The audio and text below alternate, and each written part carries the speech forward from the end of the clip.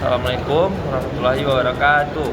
Halo semuanya, perkenalkan saya Muhammad Fadila Ramadana dengan NIM 240801010 dari program studi Ilmu Politik Fakultas Ilmu Sosial dan Ilmu Pemerintahan Universitas Islam Negeri Aradiri Banda Aceh. Pada kesempatan kali ini saya akan membahas tentang teori komunikasi beserta contohnya.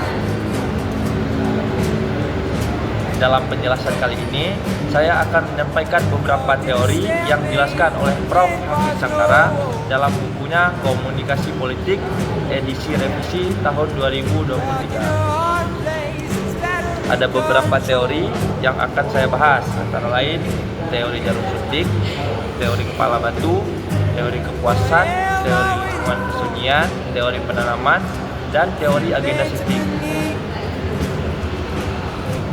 Lewat teori-teori ini, kita bisa memahami bagaimana pesan komunikasi memengaruhi cara berpikir dan bertindak masyarakat, termasuk dalam dunia politik. Teori pertama adalah teori jarum suntik, yang juga dikenal dengan teori peluru. Teori ini muncul pada abad ke-20 setelah Perang Dunia Pertama, ketika media seperti radio dan surat kabar digunakan sebagai alat propaganda. Contoh paling terkenal adalah drama radio Orson Welles tahun 1938 berjudul War of the World. Siaran itu menceritakan seolah-olah makhluk Mars menyerang bumi. Karena disajikan seperti berita sungguhan, banyak orang yang panik dan percaya bahwa serangan itu benar-benar terjadi. Dari situ muncul pandangan bahwa media sangat kuat dan masyarakat dianggap pasif. Media diibaratkan seperti jarum suntik yang langsung menyuntikkan pesan ke dalam pikiran khalayak tanpa bisa ditolak. Contohnya, di masa kini ketika masyarakat langsung percaya pada berita hoaks atau isu politik di media sosial tanpa mencari tahu kebenarannya terlebih dahulu.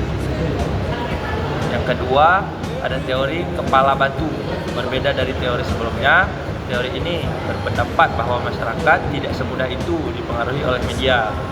Setiap orang punya keyakinan, pengalaman, dan nilai-nilai pribadi yang membentuk pandangannya sendiri. Media memang bisa memberikan informasi, tapi belum bisa mengubah pendirian seseorang. Ibaratnya itu seperti batu, keras, tidak mudah digoyah. Contohnya, seorang pendukung partai politik yang fanatik tidak akan langsung berubah pilihan hanya karena menonton iklan politik dari partai lain televisi. Artinya, media bisa menyampaikan pesan, tetapi belum tentu mengubah sikap khalayak. Yang ketiga, teori kegunaan dan kepuasan. Teori ini muncul untuk mengoreksi pandangan lama yang menganggap masyarakat pasif. Menurut teori ini, masyarakat itu justru aktif dalam memilih dan menggunakan media sesuai dengan kebutuhan dan kepuasan yang ingin dicapai. Setiap individu punya alasan berbeda dalam mengonsumsi media. Ada yang mencari informasi, ada yang mencari hiburan, ada juga yang mencari interaksi sosial. Contohnya, seorang mahasiswa ilmu politik menonton debat capres untuk memperluas wawasan politik, sementara orang lain menonton acara komedi untuk menghilangkan stres. Dengan kata lain, pengaruh media tergantung pada tujuan penggunaan itu sendiri. Menurut Hamid Sangkara, teori ini menunjukkan bahwa masyarakat modern semakin kritis dan selektif terhadap media, bukan lagi sekedar penerima pesan yang pasif.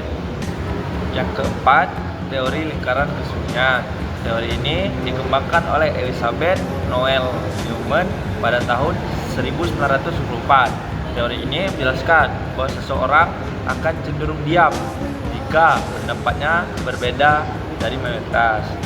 Manusia secara alami takut dikucilkan, sehingga mereka lebih memilih menyembunyikan pendapatnya ketika opini publik tidak mendukung.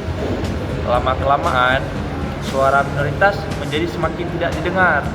Inilah yang disebut lingkaran kesunyian. Contohnya dalam konteks politik, ketika mayoritas mendukung satu calon presiden, calon lain biasanya enggan bersuara karena takut diserang atau dituduh salah pilih. Fenomena ini juga sering terjadi di media sosial, di mana orang lebih memilih diam agar tidak menjadi sasaran perdebatan.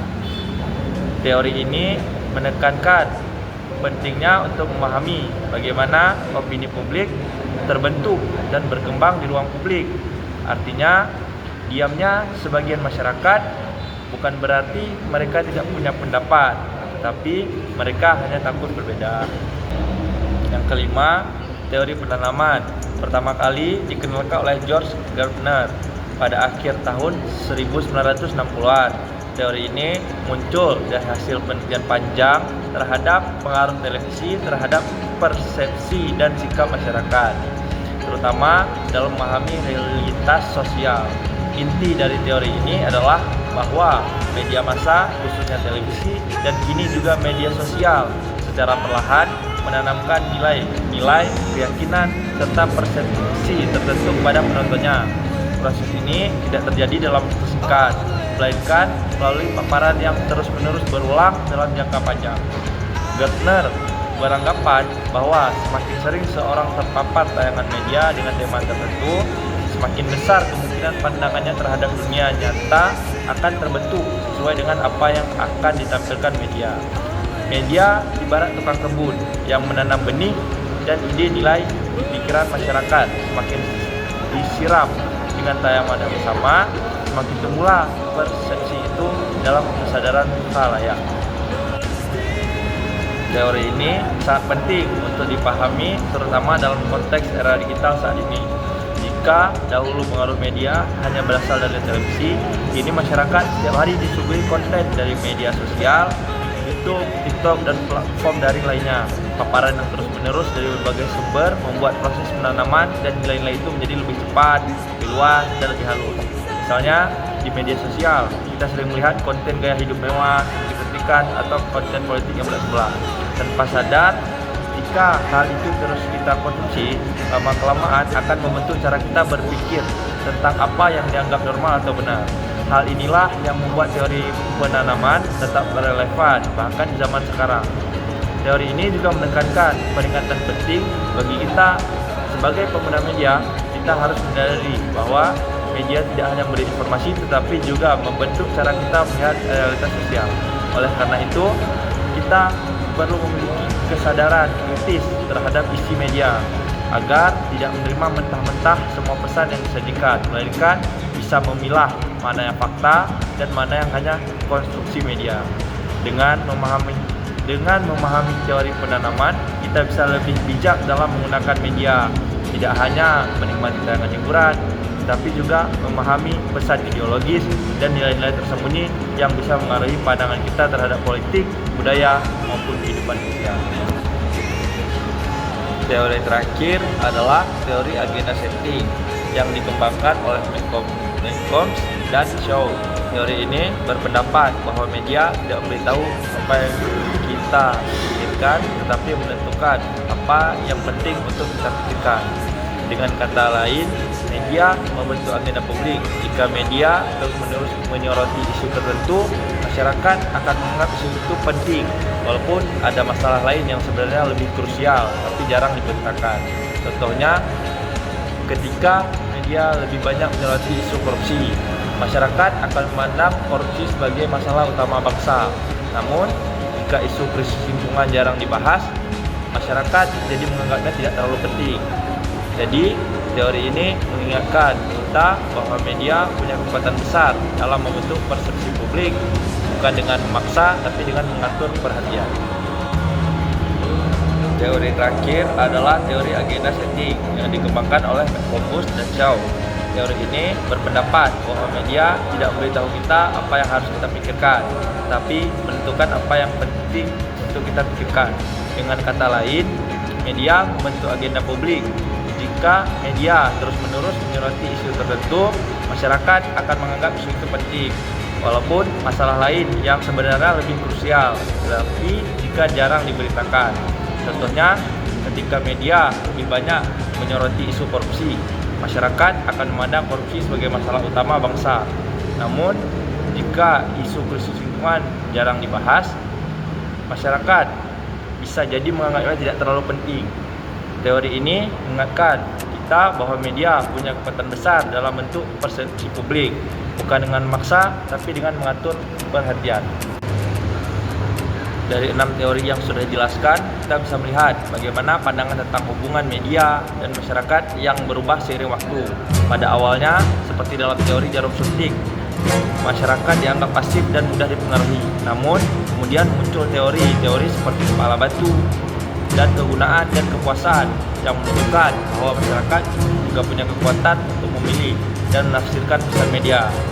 Sementara teori seperti lingkaran kesunyian, penanaman, dan agenda sensitif menyoroti bagaimana media membentuk opini publik dan persepsi sosial secara halus namun mendalam.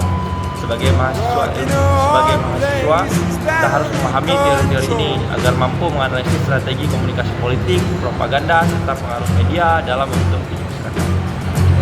Seperti yang sering ditekankan, media bisa menjadi alat pendidikan politik yang cerdas, tetapi juga bisa menjadi alat manipulasi jika tidak dikontrol secara etis dan kritis. Maka dari itu, tugas kita sebagai generasi muda adalah menjadi pengguna media yang kritis dan bertanggung jawab. Sekian yang bisa saya sampaikan. Assalamualaikum warahmatullahi wabarakatuh.